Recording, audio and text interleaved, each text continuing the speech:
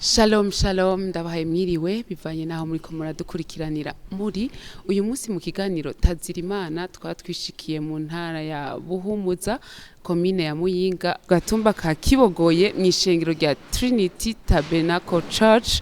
Uyu munsi twaba turi kumwe n'umukozi w'Imana Pasteur Nico Cassien akabaza kutuganiriza vyinshi kubijanye n'ingabire yo guhimbaza Imana. Kuri micro mukamuza kwa muri kumwe na Gislaine Magnifique umutima, inyuma ya kamera akaba ari Emmanuel Nijimbere. Turaguhaye ikaze mu kiganiro Tazirimana. Murakoze cyane kandi ndaramukije n'abariko baratwumviriza bose Imana ibahezagire. Egome uyu munsi twishikiye mw'ishengero musanzwe murongoye, mbega mw'ishengero bimeze gute, mubayeho gute, mubanye n'Imana gute? Ego murakoze cyane kandi turabahaye kaze muri Trinity Tabernacle Church Muyinga.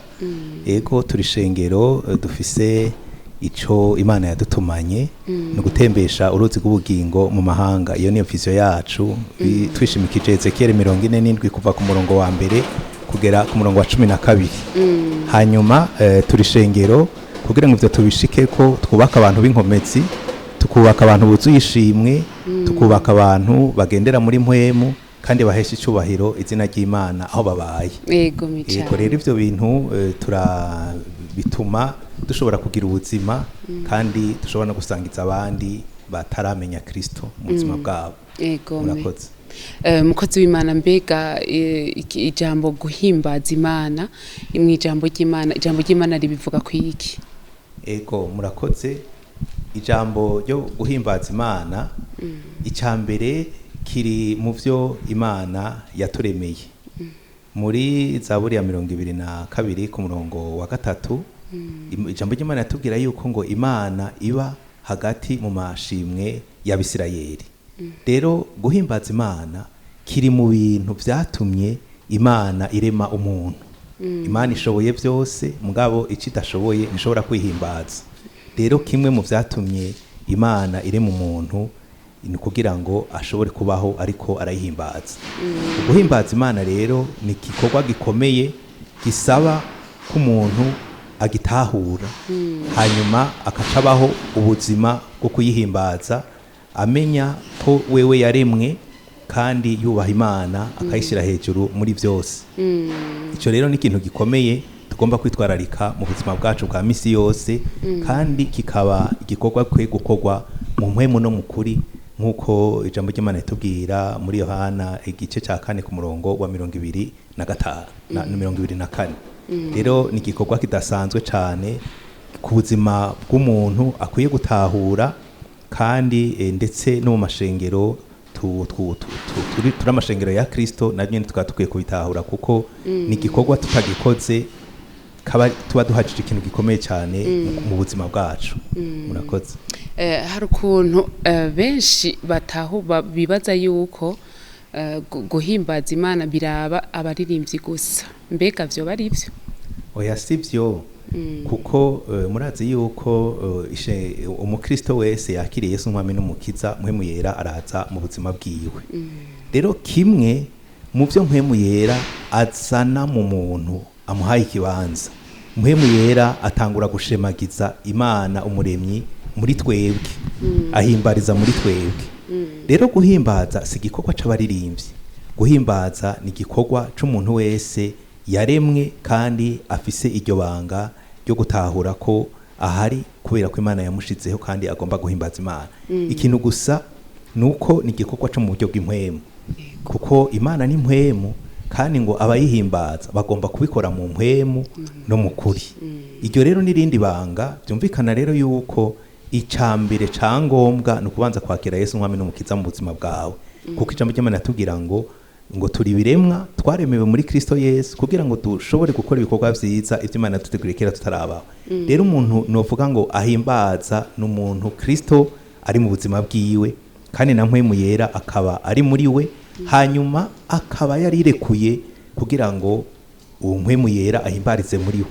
Aho rero ntibisaba amajwi, ntibisaba iki, ahubwo hariho ivyo tuvuga, hari ubugene twitwara mu bisanzwe. Guhimbaza Imana n'ubuzima, n'ubuzima uburyo tubayeho butuma duhesha icyubahiro izina ry'Imana mu byo tuvuga no mu byo dukora. Rero murumva yuko ni igikorwa ca buri muntu wese.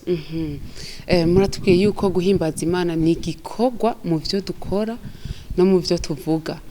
Muri make mbega none mw'ishengero abaririmbyi rero ntibakenewe? Abaririmbyi barakenewe kuko abaririmbyi burya bafise ingabire yo guhishurirwa canke icyo no kwita ministère prophétique. Kandi ishengero rya Kristo rishingiye mu guhishurirwa. Abaririmbyi rero bafise uruhara rukomeye cyane rwo kudufasha no gufasha ishengero kuba mu mwanya wo kunywana n'Imana biciye mu guhimbaza no mu ndirimbo zahishuwe. Rero ikintu cyose murazi yuko Imana yacu ni Imana y'urutonde.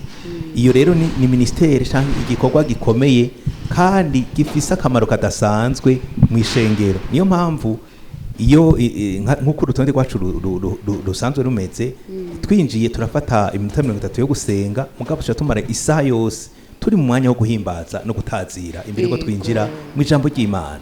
Kuko ako kanya nakanya ko kunywana na Kristo, nakanya ko kumubwira ko tumukunda, nakanya kuko ubwiza bw'Imana bwururuka, kuko nk'ijambo ry'Imana ko rivuga ngo Imana ivyagiye mu mashimwe y'abana bayo.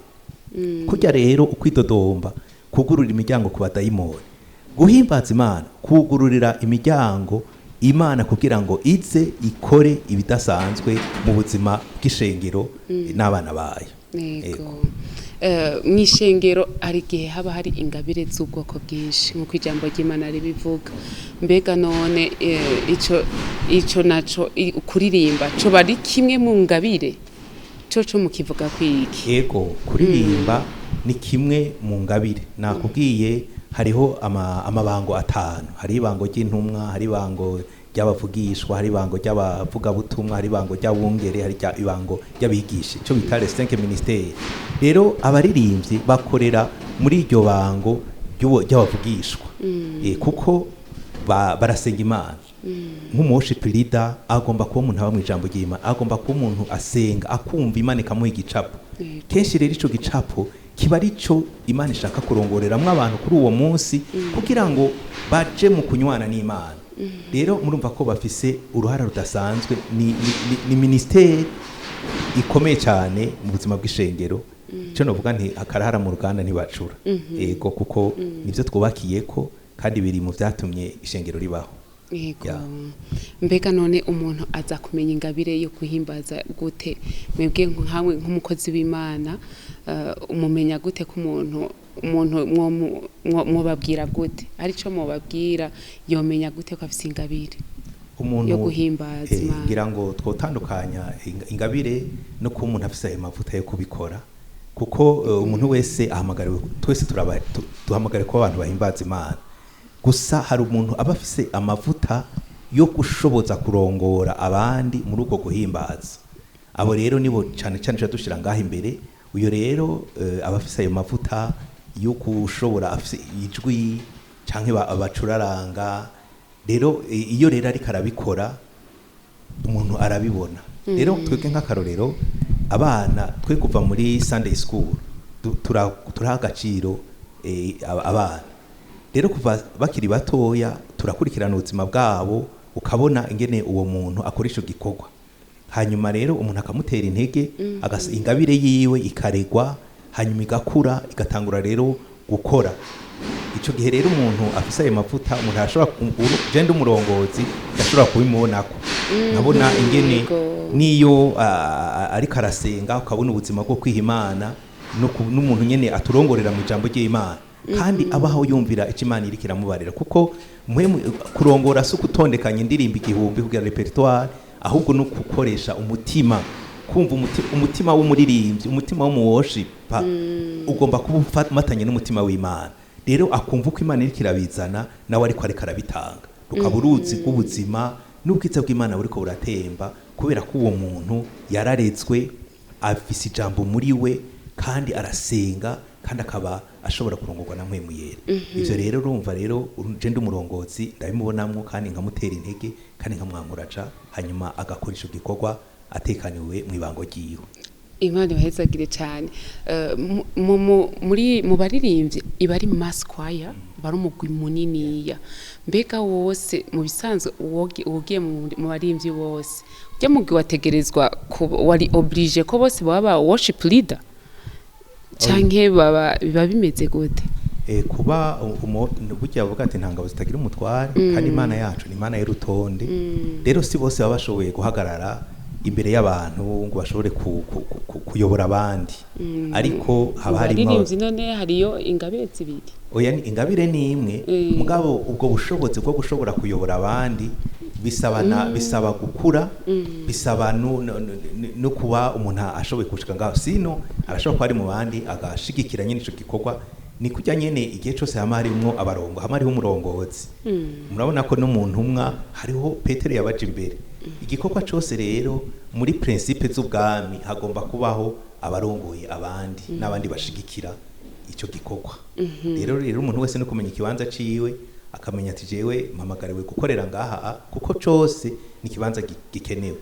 Mu bisanzwe twebwe mu byo dufise nk'ama valeur harimo ikintu cyo kubahana. Rero umuntu wese aramenya yuko akeneye mugenzi we. Ujya afise iyo capacité yo gushobora kurongora abandi, nanje nkaba afise ubwo bushobozi bwo kumugumiriza. Twese turakorana kandi tugakundana kandi tukubahana, umwe wese mu kibanza ciwe, kuko ni complementarity, hariho kuzuzanya, kuko ntawe ushobora kuba hadafise umushigikiye. Rero ivyo bintu birafasha, mugabo kandi abantu bose no mu baririmbyi baza barabantrena kugira ngo umuntu wese ashobore gushika kuri iyo etape yo gushobora kuyobora abandi biciye mu ndirimbo. Egome, hari umuririmbyi twigeze kuganira acambwira ati jewe ingabire yanje ihagaze mu kwitabira. Byo bari byo canke no kuba hariho urugero kana katarashikako? Birashobora kuba ariko avyumva canke ariyo nivo agezeko. Biriya tubwira ati ukuri tugezemo aba ariko tugenderamo. Hakaba n'uwundi ashobora kuhaguma kubera ko yabuze umuntu amurera, amushigikira, amutuma abwira. Mugabo twebwe nk'abasanzwe barongoye worship turababwira tuti muze murakuzana abandi, kuko umuntu arashobora kugira igihe akagenda. Rero ingabire irakura. Rero hari igihe rero aba akiri ngaho, mugabo duhimiriza abantu kuevuriwa, kuja mu gutera imbere. Yego rero hari igihe rero usanga ari ngaho kandi ashobora no kuzoshika kuri etape agashobora kuyobora n'abandi. Yego. Pasteur, hari ikintu kimaze igihe mu baririmbyi kandi kiho kirashika no mwishengero, aho bavuga ati ingabire no kwibyaza umusaruro.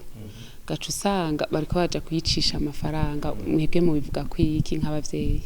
Ico ni ikintu tudekuraje tutashigikirana gatoya, kuko ingabire y'Imana nta muntu agomba kuja kuyicisha amafaranga, kandi uwo mutima ni by'ukuri urahaba. Ndibuka umuntu umwe yitwa Simoni, ni mu byakozwe n'intumwa, yarabwiye ubutumwa na ba Filipo, hanyuma ba Petero bagiye kubasengera ntiyaronka mpwemu yera, kuko yaciye avuga ati nanje ni mumpe ndabaha amafaranga mumpe kuri iyo ngabire. Avuga ati nta nakanyugu ushobora kuronka kuko umutima wawe utameze neza. Rero ikintu citwa ingabire niyo gukora mu bwami bw'Imana, niyo guhesha icyubahiro izina ry'Imana. Mugabo igihe umuntu atanguye kuja kurondera inyungu ziwe, aba yamaze gutakaza umuhamagaro, kuko ivyo bica bifatanya na wa mutima w'ubwibone. Nta muntu ahimbaza Imana afise ubwibone mu mutima wiwe, kuko iyo dushitse imbere y'Imana tukabona ubwiza bw'Imana, twagomba twese guca bugufi tukarambarara, tukamenya ko Imana yonyene ariyo ikwiye gushirwa hejuru. Ariko umuntu afise umutima bene uyo, ni babandi ucubona acavuga ati jewe mutampaye amafaranga ya sinzoza kuririmba, mutampaye amafaranga ya sinzoza kuvuza ivyuma. Ariko twebwe mu ishengero ico turabidekuraja cane, kuko umuntu wese aramenya yuko ingabire ayifise yayironkeye ku buntu, agomba kwitangira ubuntu, kandi akazigama naye mavuta, akazigama niyo ngabire, kandi akayoborera mu nzira nziza cane cane, kuko umuntu aza gushika kure ategerezwa no guca bugufi cane, kuko turabona na Kristo yari umwana w'Imana akomeye, kandi ubuzima bwiwe yabayeho asenga yicisha bugufi.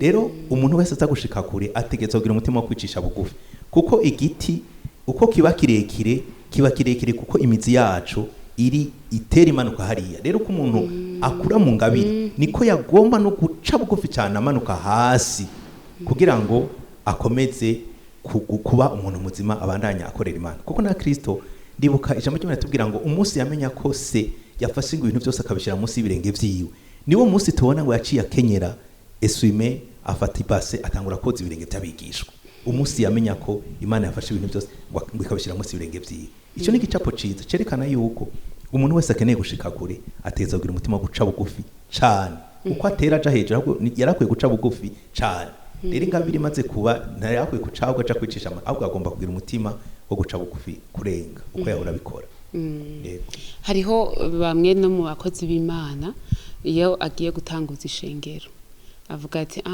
ndondere baba mizisi bamwe babishoboye akemera kubahemba mbega wewe umubwira iki uyo nawe nyene birashobora kumugora kuko urumva ibyiza yorera abiwe kandi akemera agakorera ku rugezo ariko wopfa umutera ku itanguriro rya bitoya mugabo gatera uduga buhoro buhoro kuko gutazira Imana si umuziki gutazira Imana si amajwi meza umuntu ashobora kuca ahantu ivyo byose kabihari mugabo atabwiza bw'Imana buhari ariko gutazira Imana ni ubwiza bw'Imana niko tuba dukeneye twendi bakatugitanguza ishengero twarafukije ingoma y'igiti piano twayiro kandi byabiryowe twaba turi bake mugabo nta ubwiza bw'Imana bukururuka rero worship canke guhimbaza Imana idatuma ubwiza bw'Imana bwururuka naco bimaze rero sino bankuraje muri iyo nyifato ahubwo bogendera aho bageze ku rugezo ruto hanyuma bagenda bararera bakabakuza buke mugabo batabanje kuja kurondera aho hanze arakana uvuze ngo guhimbaza kutagira ubwiza bw'Imana ntaco kuba kumaze mbega kugira ngo ubwiza bw'Imana bugere mu kibanza ariko baratazira hoba hakozwe iki byose biva ku mutima ijambo ryatubwira mu migani igice cya 4 ku murongo wa 23 ngo rinda umutima wawe kurusha uko urinda ikindi kintu cyose kuko ari ubugingo bututubiriza rero Imana nk'ubya ari mpwemu ikeneye imitima yo guhimbaza umutima niwo Imana ihagaciro rero igihe abaririmbyi bafise imitima yo guhimbaza kandi ndetse n'ishengero bakaba bafise uwo mutima wo guhimbaza baravyigishijwe no kuvuga ngo kuko abantu bamaze kubigira ubuzima uguhimbaza ntibaza kubikorera mu rusengero gusa baza guhuriza hamwe amashimwe mugabo hariya mu miryango basanzwe hari igicaniro cyo guhimbaza no mu buzima bwabo bwa misi yose rero bahuriye hamwe bose bafise umutima wo guhimbaza ubwiza bw'Imana butegeza kururuka naho atavyuma vyuvuga naho atamatara yoba hari iminwa gusa kuko Imana ubwiza bw'Imana bururuka ibitangaza bikakoreka kuko umutima ni uhimbaza si munwa samajambo suwinga bw'ivyuma ariko cyane ni uwo mutima utuma ubwiza bw'Imana bururuka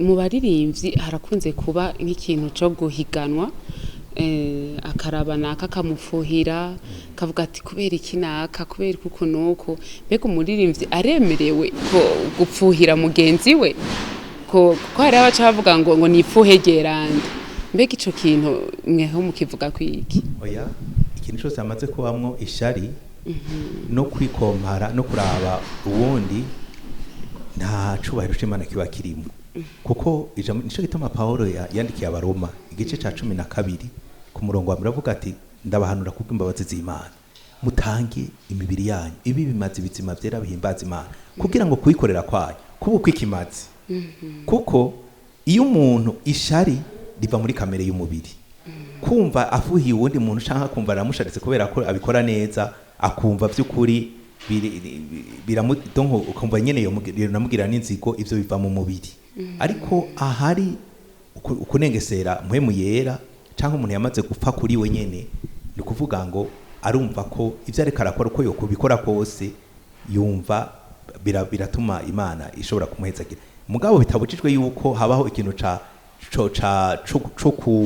co gufashwa n'uwundi bashaka gufashanya n'ubundi umuntu abona abizi kumurusha agashobora kumufasha akamwantrena mugabo atari mu ntumbero yo kumufuhira muri mu ntumbero yo kuzuzanya no gukuzanya mugabo atari muri sanse y'ishari canke gufuharira hagati yabo. Kuko hari uwo mutima Imana ntihaba. Ego. Kuko Bibiliya tubuza cane ngo twigizeyo cane esprit de rivalite. Ntabwo ari impwemu nziza. Ego. Na kanatsinda ijambo ry'abaga ngo Imana ngo yibera mu mashimwe y'abana bayo. Je nibaza ko amashimwe Imana ibamwo namwe umuntu aba ariko arahimbaza n'umutima. Apana ijwi gusa ariko n'umutima. Mbega umuririmbyi nawe worship leader yo kwitegura gute igihe agira imbere y'ishengero? Worship leader akwiye kuba afise vie privée cyangwa ubuzima ahurira n'Imana, aho baganirira, aho akwiye kuba ari umuntu asenga, akwiye kuba ari umuntu yumva icyo Imana ivuga biciye mu ijambo ry'Imana, akwiye kuba ari umuntu yuzuye mpwemu yera kugira ngo ashobore kumva, kuko ntatanga ivyiwe, agomba kuba nk'umuringoti gusa ukwega ibintu yakuye ku Mana akabishikiriza ishengero. Musanze igikorwa ciwe nico. Akwiye kuba kandi ari umuntu afise discipline. Murazi ko na Paulo yavuga ati ikintu cyose birasaba urutonde no kwimenyereza kwiza. Rero umuntu kubera ari umuntu hagara akwiye kuba n'umuntu afise ubuzima bw'intahe, kuko hari abaririmbyi usanga bahagara kuri podium mugabo hanze atantahe nziza bafise. Rero ibyo bintu ni ibintu bikomeye cyane ku buzima bw'umuririmbyi, ubuzima bwo gusenga, gusoma ijambo ry'Imana, kuba ari umuntu afise urutonde kandi akaba ari umuntu aha akaryo mpwemera kugira ngo ashobore kumuganiriza, kandi akaba n'umuntu aciye bugufi, kuko Imana ishobora kumugira neza. Murana iyo ibintu byagenze neza abaririmbyi barakunzwe. Akwiye kuba umuntu aciye bugufi, amenya ko icubahiro agomba kubwiha Imana, ntazo kwigere yiyumvira kwiba icubahiro c'Imana ngo aciyitirire. Rero ni wo mutima umuririmbyi cyane cyane akwiye kuba yiteguramwo igihe cyose, akaba yiteze yuko Imana ariyo ifata volant y'ibyo ariko arakora. Ntakorere muri kamenyeri, ntakorere mu buryo bwo ngo ndabizi, ariko igihe cyose akamarondera mu nyonga y'Imana kugira ngo ibyazana imbere y'ishengero bibiri ntakuye muri ca kibanza cyo kwiherana hamwe yawe n'Imana. Mutubwiye ati umuririmbyi akwiye kugiranira ubusabane n'Imana cyane, ariko nimigeze mutubwira yuko yoja kurondera ijwi akaritravaya akaja mu mashamba kuririmba. Mbega vyo umuririmbyi afise ivyo vyose, afise imigenderanire n'Imana ariko akaba afise ijwi ritaryoshe kumva, wewe mumubwira iki? Nabo nyene ivyo baravyemerewe kuko ni exercice, kandi ikintu cyose kirasaba kugitunganya neza. Yego kuko byukuri aha muri shengero turafise na valeur ya excellence, tuba twifuza ko ibintu navyo biba vyiza, biba smart. Rero gukora ijwi baravyemerewe, bakabikora nyene hagati yabo, barafise imyanya yabo yo gutravaya amajwi, kugira sport, kugira ngo bashobore gutena. Ico ni bimwe bishobora gushigikira igikorwa, kuko kwimenyereza gutuma igikorwa gishobora kigenda neza. Muririmbyi aravyemerewe kandi akabikora neza. Mbega hariho abavyeyi pasteur baba bavuga ati umwana wanje ategerezwa kuzoba umuririmbyi kubera yuko uwo muvyeyi akunda abaririmbyi. Mbega ico kintu nico kiretse abimubona ko hari igihe umwana atari yo ngabire yiwe, mugabo umuvyeyi kubera gikunda akakimuteramwo mpaka. Ibyo ni ya makosa abavyeyi dukunze gukora, kubera no kuriyana abana mu mashuri. Je kubera nkunda abaganga nkaca mvuga ngo umwana wanje ngo naje kwiga medicine, oro bimugora ari umuntu yari gushobora kuba kwiga ibindi bintu. Rero ni vyiza ko umwana ni kiremwa kandi gifise ukuntu ingene Imana ikiramuto, Imana ingene yamuteguye. Nk'abavyeyi rero ahubwo twagomba gufata umwanya munini tuganira n'abana kugira ngo tubumvirize, mbega bumva Imana iri kirabaganiriza, tukabigisha kuba autonome, kuba abantu bashobora kugira imigenderanire hagati yabo n'Imana mu buryo bw'umwihariko, kandi tukayubaha, tugashigikira ahubwo ingabire. Umwana akubwiye ati je ndumva noja muri ibi, kandi arashoboka ati jewe numva ntoja kuririmba, mugabo ndumva ngomba kwiga ivya media kugira ngo ushobore gufasha muri sonorisation. Mufashe muri iyo nzira. Jewe ndumva no kora muri ibi, donc il faut kumoriyana cyane cyane bivanye n'ivyo we yiyumvamwo apana wewe ivyo wiyumvamwo nk'umuvyeyi Yego. kuko nawe Imana yamuremye mu buryo bwiwe kandi uteza kububa umuba yego none muri ico gihe umwana abayeho ubwo buzima aremerewe novuga gute kuba umurobere kugarariza abo bavyeyi bamufashe ku nguvu ico gihe arashobora kurondera umufasha kumbure abari abakonseye abantu bashaka nk'akarorero sinzi ko umuvyeyi aba ari nk'umupasiteri ariko atari nk'umupasiteri ushaka gufasha musanze arakeneye ko hoba igihe abona ko abavyeyi batabitahura ashobora kurondera nk'undi muntu iruhande yoja kubitahuza abavyeyi biwe kugira ngo bamenye ko umwana nawe ashobora kudevelopa ingabire kandi bagomba kwishikira mu buryo batagomba kuyorerana muri sanse bashaka kuko benshi babikora kubwo kutamenya ego mu bisanzwe benshi umva baba babikora kubwo kutamenya ariko ndashaka dusubire muri angle yo guhimbaza Imana kandi mbega nk'aba worship leader canke abaririmbyi ni zihe principe zitari zikwiye guhara ku muririmbyi w'indirimbo mpimbaza-Mana nibaza ko nasa wabivuze principe ya mbere nuko aba ari umuntu afitaniye imigenderanire myiza hagati yiwe n'Imana principe igira kabiri agomba kuba ari umuntu aciye bugufi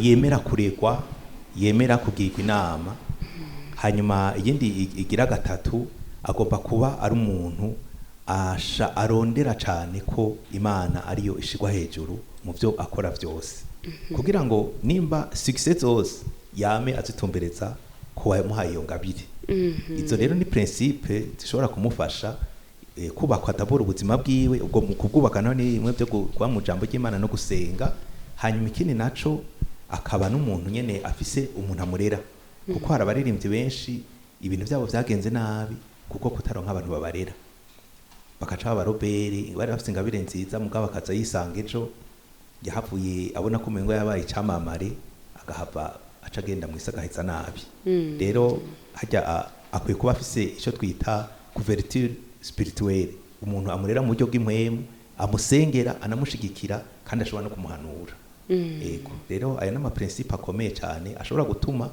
umuntu ashobora gushika kure muri iyo ministeri cyangwa ibikorwa cyo kumuririmbyi yego apart yico mbega ni ryari umuntu ahimbaza Imana uhimbaza Imana nakubwiye ko ari ubuzima duhimbaza igihe cyose egome shatse kuvuga ati nko ibihe kanaka umuntu acamo ni ryarahimbaza Imana guhimbaza Imana tugomba kuyihimbaza ibintu bimeze neza tukayihimbaza n'igihe bimeze nabi murabona nkayo yarafitanye imigenderanire myiza n'Imana iyumvira umuntu amaze kubona abiwe bose bamuheze ko n'ibyo byose bimuheze ko mugabo akavuga ngo izina ry'Imana nirishemagizwe Imana niyo yatanze kandi niyo yasubiye kubyaye aravuga izina ry'Imana nirishemagizwe ibihe byiza navyo nyene bije navyo nyene tugahimbaza Imana turabona Hana amaze kuronka Samweli yaciye yandika indirimbo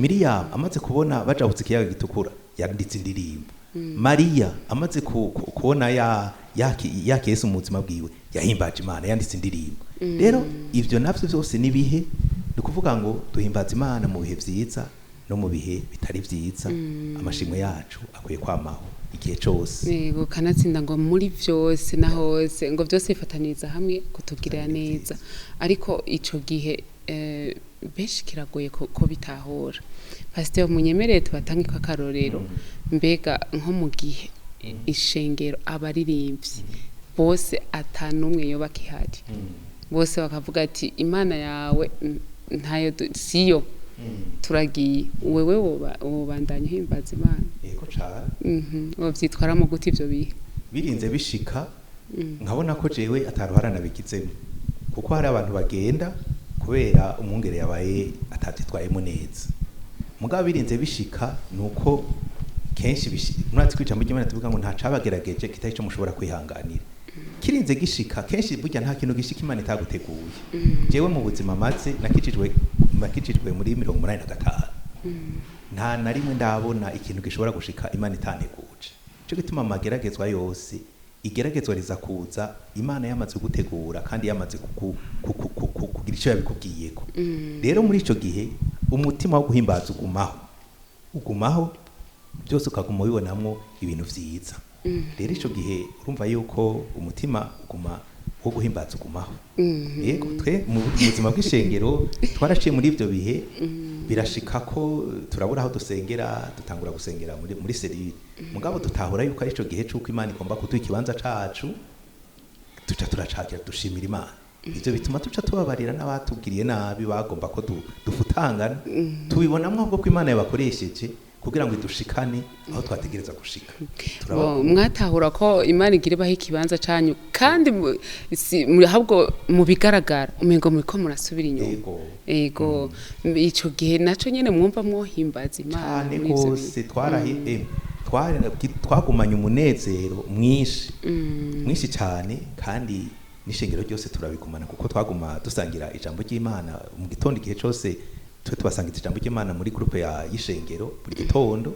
Rero twagumye mu bihe byo guhimbaza Imana, akantu kose intambuko yose ku yindi twagumye tushimira, kuko sinabereka ibiriko birononeka, nabereka ibiriko iyo turiko turaja kandi tukabona ko ari heza. Rero kubera twabona iyo turiko turaja ari heza byatuma twihangana. Kumwe Yesu yavuga ati kubw'ivyiza yari yashitswe imbere byatumye yihanganira umusaraba. Rero Imana by'ukuri hajya Imana ni nziza, cyo gituma ngo tugerageje coza kirenge kwihangana kwacu. Nta na rimwe Imana igihe cyose Imana iragushira ahantu ugumana ishimwe mu mutima. Yego kuko byose bifataniza mu kutuzanira ibyiza, rijya n'ijambo ry'ukuri. Pastor, nijya batari banga umuhamagaro wanyu ni ubwungere gusa? Oya, jewe nsanzwe ndumu psychologue, bajya bakurikirana abantu bagize ibikomere sesereza mutima, niwo mwuga wanje. Rero ivyo rero ndabikorana n'ubwungere kuko murumva byose numuhamagara, kuko je no mu vyatumye nja kwiga psychology muri kaminuza nuko nari nzi ko nzoba umwungere. Rero urumva ni ibikorwa bibiri nkora kandi birafatanye, kandi byose biragenda neza kuko bituma nshobora gukorera Imana nanje ubwanje nibeshejeho. Yego rero ivyo bintu rero biratuma ndabikora kandi ndabikora neza, nta conona ikindi, byose ndabikora biragenda neza. Ego hari umwe yigeze kumbarira ati umukozi w'Imana cyane cyane pasteur ategerezwa kuba ari n'umuririmbyi. Ivyo bintu nivyo sinzi ko ari kuri bose, ariko jewe sanzwe ndi umuririmbyi. Nukuri ndabihamya ko ndi umuririmbyi kuko naje mu myaka yanje naranditse indirimbo ngiri ko nakijijwe ndi mu windwi. Ubuzima nabayemo kugera meze kaminuza n'imyaka ya mbere nari umuririmbyi, mpimbaza Imana muri kaminuza nari umuririmbyi. Rero naranditse n'indirimbo. Rero Imana isanzwe iyo ngabire ndayifise, ariko kandi byari byiza kuko hari igihe ndiko ndarongora programme nanje numva Imana hari indirimbo impaye, kandi kenshi iyo ndiko ndarongora programme nkumva ndabinjije muri ico kirere. Abaririmbyi hari igihe nabo nyene baca binjirira aho nyene tukaca tubandanirizamo, kuko murabona ko n'igihe ca Dawidi yari umwami mugabo yari umuririmbyi, kandi iyo ngabire yacu ituma n'Abisirayeli bose bahimbaza Imana. Rero urumva ko byari byiza ko n'umupasiteri nawe agira abantu umuririmbyi, mugabo si bose bafise iyo ngabire, ariko bishobotse navyo biba ari byiza cyane. Mbega none iyi ndirimbo mwayanditse muri mu bihe canke musanzwe mufise iyo ngabire yo kwandika, ariko hari ibihe kana ko umuntu aba arimo kugira ngo yandike niyo ndirimbo? Ego nk'akarorero je ndibuka nshitse muri universite naranditse indirimbo y'ishimwe, kuko nari nahaswe kunanirwa mu mwaka wa hanyuma kandi nari nasabye Imana faculty nkwiye kujamo, ko nkwiye kuja muri faculty ya psychology. Rero nashikiye ikiriri, nari mvuye ruguru, hanyuma mbona ndose icumba ciwanje hari hakiri kare ibintu bikitaramera nabi, hanyuma cyari icumba kiraba mu gisagara.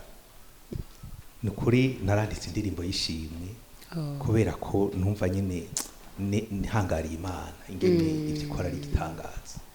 Nca ndayisohora, nari mu shingiro rya Pentecote sinzi ko bakiririmba gusa kumva siyo nkiri ariko ndazi ko narayanditse rero biravana n'ibihe rero kuko kenshi iyo uri imbere y'Imana mpwe mwiraraza kumva nyene akabiza nimba n'ibihe rero birashika ugasanga nyene wanditse indirimbo bivanye n'ibihe. Hari igihe umuntu aba yumva afise ibintu vyinshi yo kwandika akabura ingene atondeka mbega umuntu ariko arandika indirimbo yo kwisunga iki? Harimo ubuhinga butandukanye kuko je numva nabikoze kera narumviriza music ndarumva ingene ijwi ingene Imana mugaca cyane naha akaryo amajambo kuko kenshi twebwe eglise nayo nakuriyemo ntitwaronka amahirwe yo kuja kuvuga ubutumwa rero kenshi wacu bicisha mu ndirimbo ukandika mugabo ufise message uri kura transmit ugomba nyene ko ishikira abantu rero hanini ya rero umuntu yandika yisunze iyo message agomba gutanga nimba ari kwishimwe ku Mana aba ari ikintu ugomba kuvuga hanyuma isigaye bica biza ubwa kabiri bijanye n'umuziki n'amajwi mugabo igikomeye nubwo butumwa ubushaka gutanga kuko n'ikintu Imana iba yaguhaye kandi kwifuza ko gishobora gushikira benshi. Yego watubwiye ko hari indirimbo wayanditse kandi yaranagiye hanze baranayikoresha mbega kubwa ku cifuzo ciwawe wifuza yuko abayumvirije n'abazoyumviza n'abayumviriza bokuramo iki wewe wakuyemo iki nawe bokuramo iki? Yari indirimbo ivuga ku bukuru bw'Imana n'ubushobozi bwayo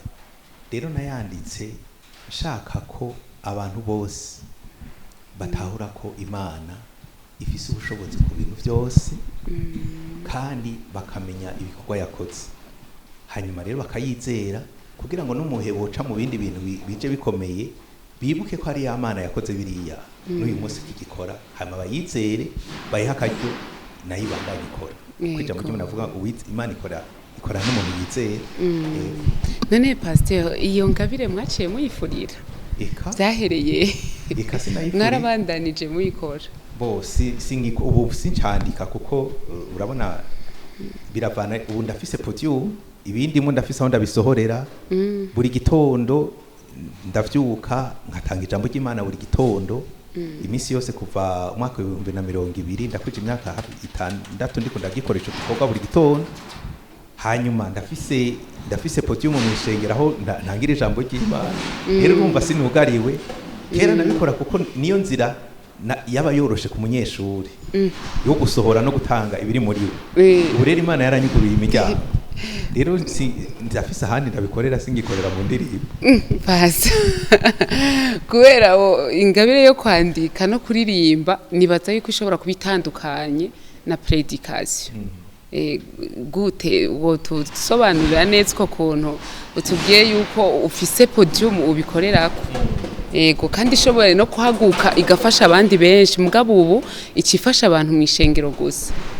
Ikintu natahuye mu byo gukorera Imana Imana iraguhindurira ibihe icyo nita amasaison hari igihe wumva wokorera muri iyi hakagera igihe ukumva woja muri iyi rero jewe nakurikiye cyane ingene Imana iriko irayobora ubuzima bwanje kandi ibyo turavyumvikana ko n'umurongozi wanje rero cyane jewe ndakorera kuri saison igihe runaka ndumvyo Imana ikiramumagaramo kurusha ibindi yego rero nk'ubu ibyo bintu rero je ndavyubaha kandi sindavyicuza kuko mbanzi yuko ibyo ntariko ndakora hari abandi bariko barabikora rero nkaca mpakaryo cyane ivy'Imana ishaka ko nkora muri gihe runaka kuko nk'ubu nubwo ndongoye ishengero murumva ko mfise akazi mfise umuryango kandi ndongoye n'urunani rwa pastor hano muri Muyinga rero ivyo bintu rero ndakorera ivyo nivyo banumva umwanya munini bandi muri ivyo rero umwanya wo kwicara ngo nkomoze indirimbo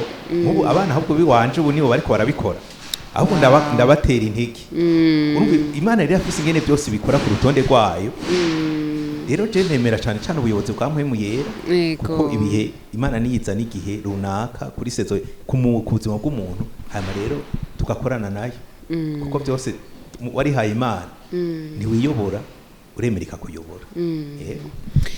Abaririmbyi basohora indirimbo baja mu studio baba bafise intumbero zitandukanye by'ukuri nk'umukozi w'Imana intumbero y'ukuri ni yobiye intumbero yo gusohora indirimbo nababwiye ko umuntu akwiye kuba afise message Imana yamuhaye agomba ko ija habona, kandi ingabire yose niyo kubaka umubiri wa Kristo.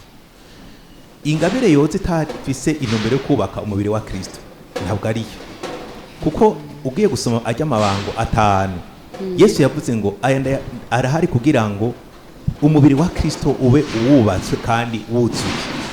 Rero intumbero ya mbere nyamukuru y'umuntu wese azi yuko afise w'umukristo asohora indirimbo akwiye kuzisohora mu ntumbero yo kubaka umubiri wa Kristo, atari ishengero gusa ryiwe mugabo indirimbo zigafasha benshi, kandi murabibona aba banditse nk'aba Pauline, abaririmbyi dufise ba Lopez benshi murabona indirimbo zabo zirakoreshwa cyane mu mashengero, ziriko zirafasha. Mu bisanzwe intumbero nyamukuru niyo, kuko ibyo dukora byose bigomba kuba ibyo kubaka umubiri wa Kristo. Yego, haje nk'umwe mu baririmbyi basanzwe bari munsi y'uburongozi bwayo akakubwira ati jewe nshaka gusohoka ngende gukorera Imana muri ubwo buryo, wowe wo muhanura iki?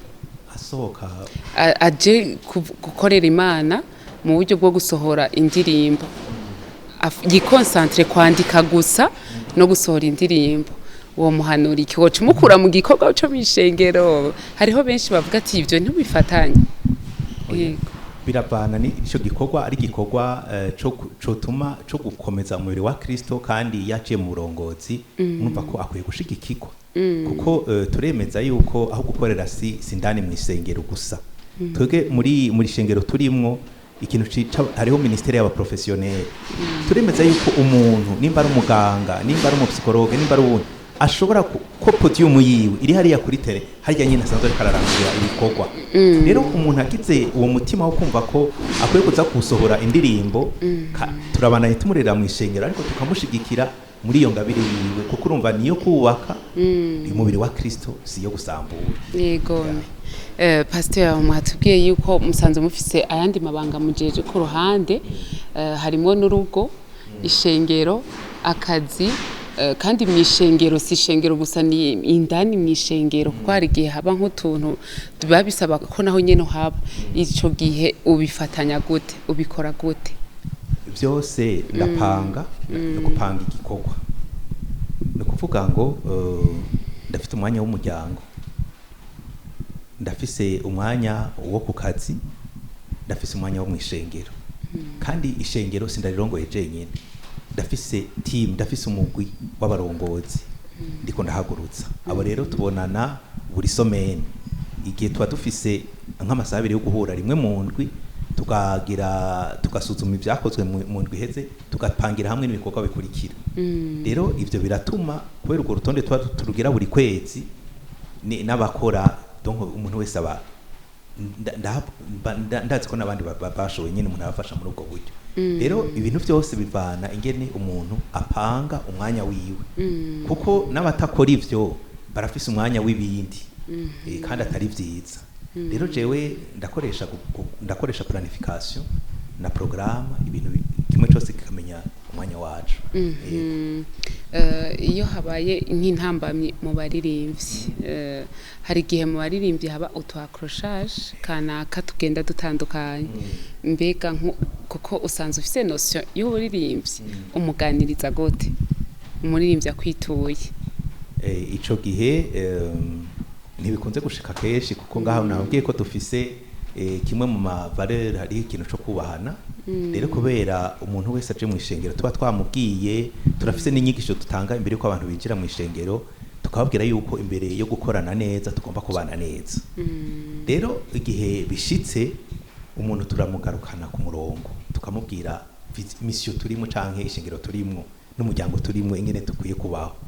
Hanyuma ari utuntu tuba twabaye bagasaba n'imbabazi, nibe ibintu birebire cyane. Mugabo kandi kubera ko tubahimiriza cyane kubaho, babanje kubaho mu bihe byo kurondera Imana no gusenga, kenshi naye makroshaje nakunze kuba ikaprosi kenshi akunze gushika, ariko naho byoshika umuntu aca bitunganye mu buryo bwiza bwa Bibiliya.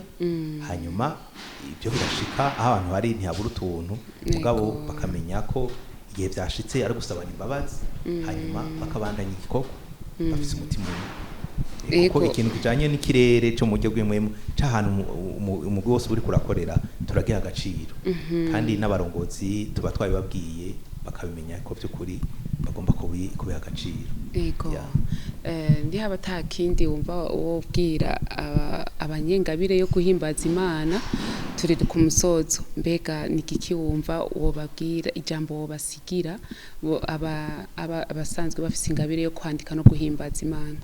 Ikintu kimwe numva no babarira nibarinda imitima yabo. Kumwe umusigozi yavuga ati rinda umutima wawe mu Migani 4:23 rinda umutima wawe kuruta uko worinda ikindi kintu cose kuko ari ubugingo budutubiriza. Rero no bahanura nibarinda imitima yabo bazigama imitima kuko vyose niho biva. Birinda umutima ubatera kugarariza Imana ahubwo bashira imbere umutima ukunywana n'Imana. Yego kuko ivyo nibabikora Imana izobayobora mwemera zobayobora kandi batoshobora gushika kure kuko nizo ntambara wumva zikunze kubaho nkuko Yakobo yabivuze ziva mu bintu mu mitima yabo.